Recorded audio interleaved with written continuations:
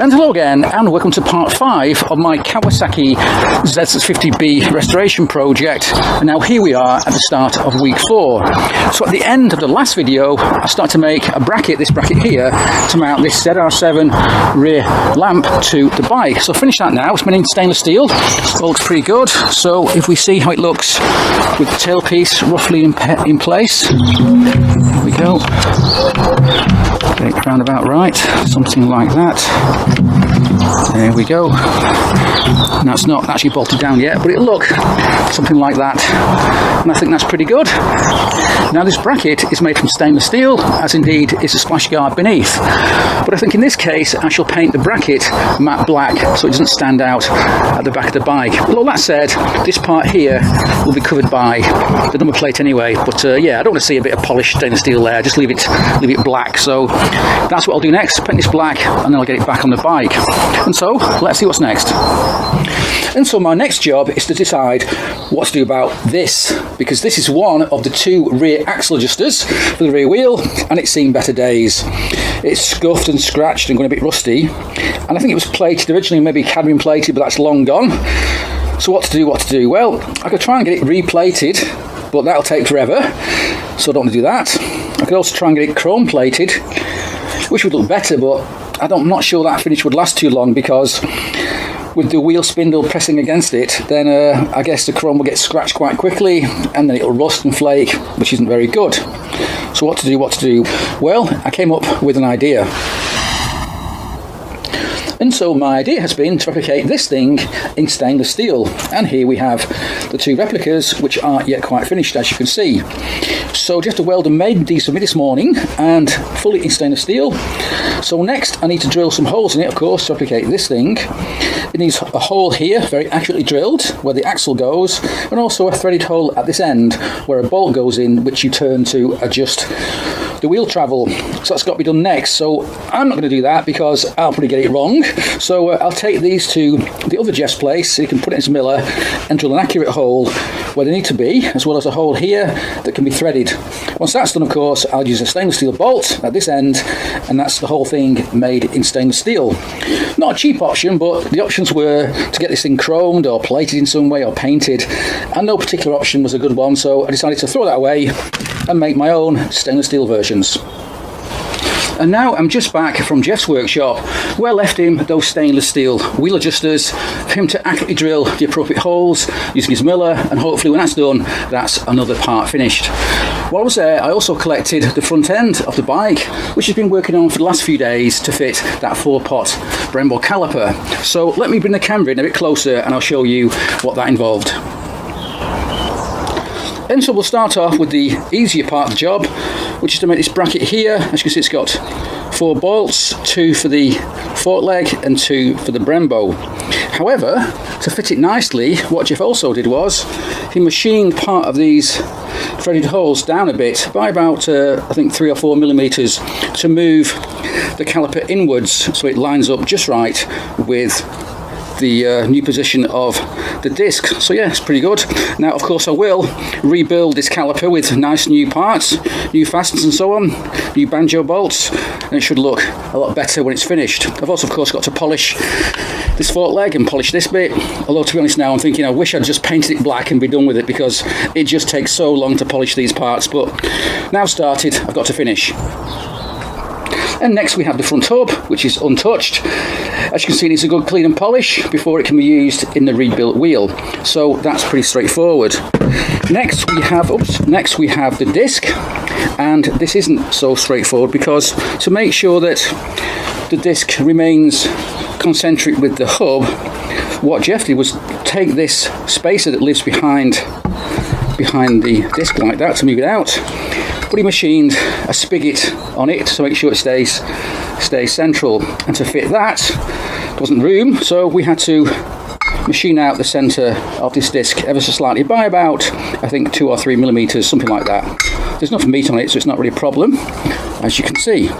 However, the problems didn't end there, because if I want to retain the use of this is the speedo drive, which I did. Now I moved the disc away, there's a danger that the disc would hit the speedo drive, and of course that happened. Well, actually what happened was, it wasn't the disc that hit it, it were these bolts which fit in here like that, and these, as it span round, was just touching the speedo drive, so therefore they've got to go. And as you can see, we have countersunk the disc itself here, so that we can fit countersunk bolts which lie flush with this surface here, and so clear the speedo drive. So that wasn't simple. By the way, these bolts are fine thread, and trying to find a stainless steel fine threaded appropriate countersunk bolt isn't easy, particularly since I don't want to order it from China. So I've ended up buying titanium bolts. Luckily there's only 4 of them, so it's not too expensive, and they're due to arrive in the next day or so. So yeah, it wasn't easy at all.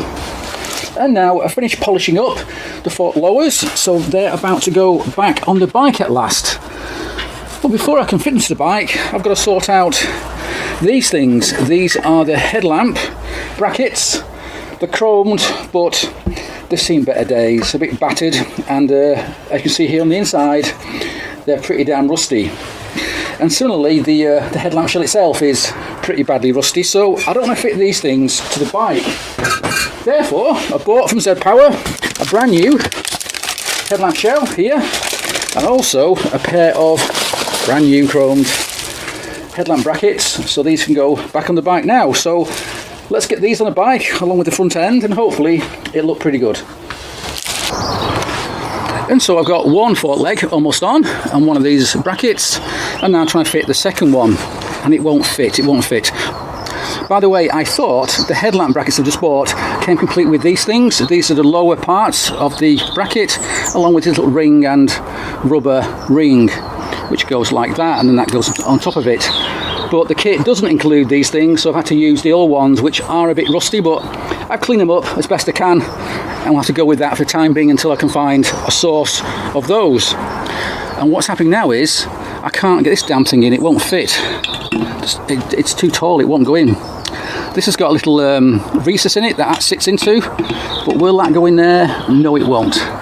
Almost, but about 1 millimetre, and it won't go in. And I'm going to scratch the paintwork on the yoke of a Tri.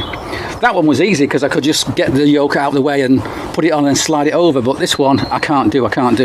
So I think what I'll have to do is retrace my steps a little bit and take off the top nut, loosen off the threaded nut which holds the top yoke in place, and that will extend the gap between the top yoke and the bottom yoke.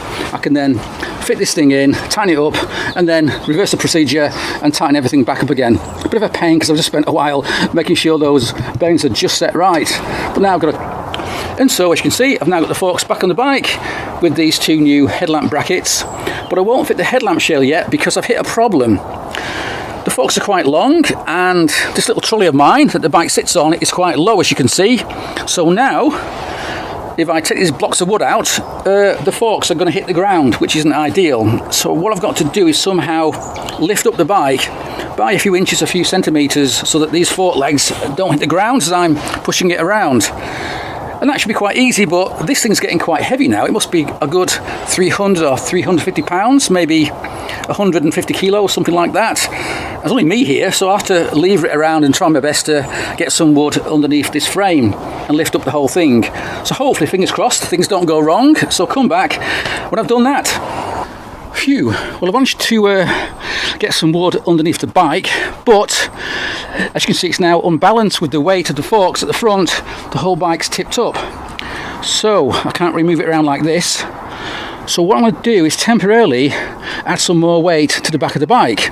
So I'm going to fit the hub and the shocks and anything else I can find to the back of the bike to hopefully get it level again. Hopefully that'll work, and if not, I'll just go and find some extra weights and just weigh it down at the back for the time being. And so I've just fitted the old shocks and the rear wheel hub. The rear wheel hub, by the way, I'm halfway through polishing it up. It's still not finished, but it's looking a lot better than it did. But that extra weight has done the job. It's now tipped the bike back to where it should be. But I must say, it's a little bit, well, it's a bit unbalanced at the moment. I might try and add a bit more weight yet to the back. So next then, I'm going to fit the new headlamp shell, and then we'll see what else we can do today, because it's getting a bit late now. It's about, let's see, 4 o'clock, and the light will be gone in an hour, but I'm sure we can still do a lot more in an hour. And now I've got the headlamp still in place with the two old indicators. Now the indicators are held in place with special rubber grommets. Turns out I've only got one new special rubber grommet, and the ones on the bike originally were all falling apart and they weren't right, so the one on this side isn't correct, but I will buy the correct ones when I order a set of new indicators. These have seen better days, they're quite rusty, so I'm not going to fit them on the bike. So yeah, that's okay. So now what can we do? Well, one thing actually I've decided is I'm going to fit the original wiring loom back on the bike. I originally wanted to make my own wiring harness, but that would normally involve me fitting new switches, perhaps multi-contact switches, a new electronic control box, maybe from Motor Gadget or maybe from Axle Use, which I've used before, but the price just goes up and up and up, and to do that, to fit those parts, would be at least £400, and the budget of this bike is quite small, so I can't really afford to spend £400 on parts that I don't really need. So what I'm going to do is I'm going to clean up the original wiring loom. It will have to change slightly because obviously I'm fitting a different rear lamp and so on, and we'll get it back on the bike with all the original electronic components on the bike, such as the the rectifier, flasher unit and so on, and hopefully they all still work. So yeah, I've also, by the way, bought myself or ordered a new set of condensers for the points, because although I will be changing them to a Dyna S ignition at some point, again that's £180, which is a bit over budget right now. So just for my own peace of mind, I wanted to see if I can get the damn points to work. I think I know why it doesn't work, so I bought a new pair of condensers, and when they arrive we'll get them on the bike. Obviously I can't yet try them out because I don't have any electronics, any wiring on the bike at all, but when we've got the wiring done, I'm hopeful, fingers crossed, that we'll get a spark and get the engine to fire up. Right, so it's now 4:30, light's starting to go, so I'll start filming now, although I will continue working on the bike and find something else to fit. So join me tomorrow and we'll continue with the rebuild. And so the new titanium bolts have arrived and I fitted them to the disc, but as you can see there's a problem, which I expected, because the countersunk bolts don't sit flush with the disc. They stand a little proud there, as you can see, and that's because the diameter of the head of these bolts is a little bit too big to fit into the holes. So these bolts will have to go on the lathe and have their heads reduced in size by about 1 millimetre or 2, and so they fit just right, and that's something I'll do later on this week. And so moving on then, here we have one of the original rear wheel adjusters, which I wasn't very happy with. And now at last we finished making its replacement because it's in stainless steel, and here they are. Very pleased with them. I just need to do a bit more polishing, I think, get a real shine on these, and they'll be ready to go back on the bike. And so now we're at the end of week 5, and it's been quite disappointing because my rims haven't arrived from Italy. God knows where they are, somewhere between here and Italy, no doubt. And they should have been here last week, but they're not. And the message I see on eBay says this, so God knows when they'll turn up. So yeah, a bit of a delay there. I've now fitted the side panels because I'm starting to fit the electrical components back on the bike. A bit boring, so I didn't show you that. But one thing I have been thinking about is the paintwork on the bike. Obviously it all needs repainting, and I was planning to get Mark the painter to paint it at some point in the next few months, but his lead times are so long now, he's so busy, I might be 20th in the queue, so I might not get the paintwork back by the end of the summer, and I don't want to do that. I don't want to waste the whole summer. I want to ride the damn bike. So I also don't want to ride the bike with these mismatched colours and looking quite awful, so I have reluctantly decided I'm going to paint the bike myself. That paintwork may only be a temporary measure until I can get up to the front of the queue of Mark's list, but that might be until, I don't know, next winter or something like that. So in the next video then, assuming the rims don't arrive yet, I shall be starting on painting the bike myself. But I do have one sort of magic ingredient for the paintwork, and that's Spray Max 2K lacquer in a rattle can. And they're amazing stuff. I've used it before, and it's 2K lacquer in a can. I mean, what can you say? It's amazing stuff. I will of course paint the base colour in 1K because that's all I have, and then I'll coat it with the top coat, clear coat, in a 2K. So yeah, that's going to be a lot of work. I didn't want to do that because I know it's such a huge amount of work to prep the paintwork, to paint it, to rub it down and all this kind of stuff, but needs must. And the good news is it's actually starting to get quite warm now. It's quite a warm day today, so by the time I get around to actually painting the bike, the temperature should be up a little bit and it should make it a bit easier to paint. So yeah, that's something for the next few weeks. So I think that's it for now. A bit disappointing this week, but there you go. So thanks for watching and cheers.